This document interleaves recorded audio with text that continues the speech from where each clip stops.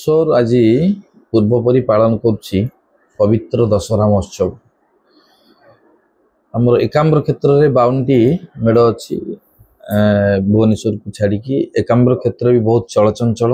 माँ दुर्गति नाशन से पुणी आसीचंती धरित्री को निश्चिंत रूपे पाप नाश करी शांतिर वार्ता लोक मान पाखे पहुँचो।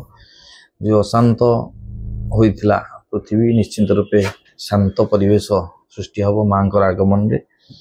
आ पवित्र दशहरा रे आज जो जगार समस्ते पालन करुछंती वरिष्ठ नागरिक माँ मौसी भाई भौणी युव बंधु समस्त को आज पवित्र दिन में अभिनंदन जनाऊँगी एवं भगवान को पाखे प्रार्थना करुच्ची तांकर परिवार एवं समस्त सदस्यंकर सुख समृद्धि रे भरपूर हो एवं आगामी दिन रे एक नूतन दिग्दर्शन पाइबा माँ का आशीर्वाद रु भगवान को प्रार्थना करुछु। सुख समृद्धि दिन हो।